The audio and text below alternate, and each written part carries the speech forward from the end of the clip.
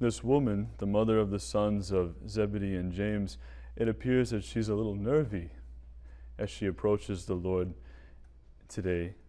She wants both of her sons to sit, one at his right and the other at his left.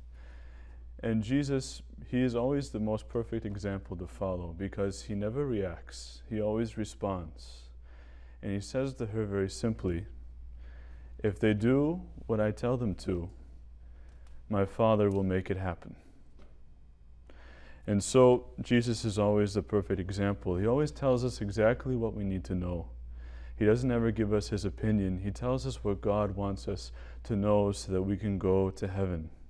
And if we do what Jesus wants us to do, heaven will start in our time here on earth.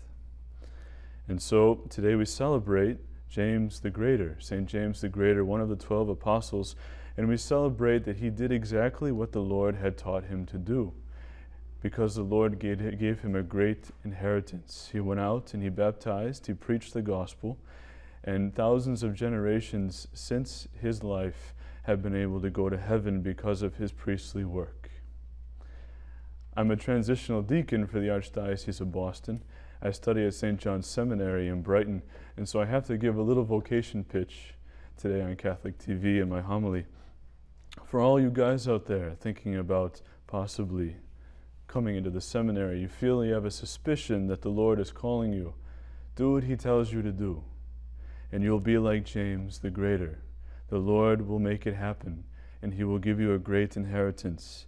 And all you families out there, you parents and grandparents, just like the mother of James and Zebedee, know that if the Lord is calling your son to be his priest, it's a tremendous honor, because as Catholic Christians, we know for sure that we cannot get to heaven unless we have priests.